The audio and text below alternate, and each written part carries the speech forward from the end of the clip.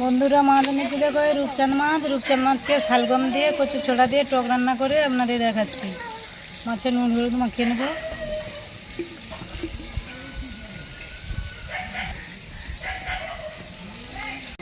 কড়া গরম হয়েছে, কড়ার মধ্যে তেল দিয়ে দেবো।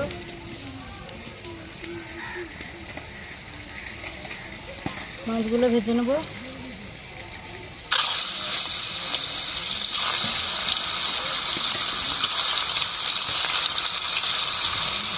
মাছটা ভেজে নিয়েছি, তুলে নেব।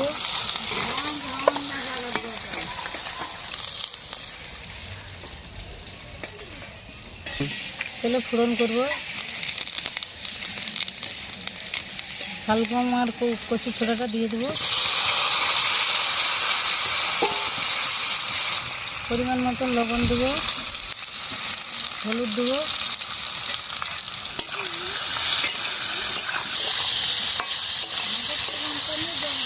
সবজিটা কষানো হয়েছে, আমের আমসিটা জল দিয়ে দেবো।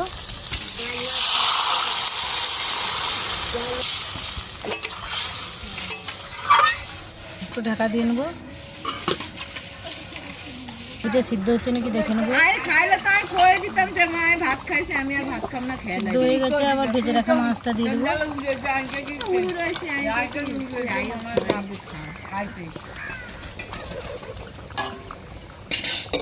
মাছটা দিয়ে দিয়েছি, একটু ফুটিয়ে নেবো। টকটা হয়েছে নাকি দেখে নেবো।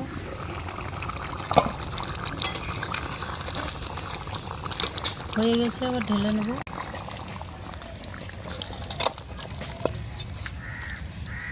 এই রূপচাঁদ মাছের শালগম দিয়ে কচু ছোড়া দিয়ে টক রান্না করেছি। রেসিপিটা কীরকম হয়েছে দেখে আপনারা কমেন্ট করে জানাবে।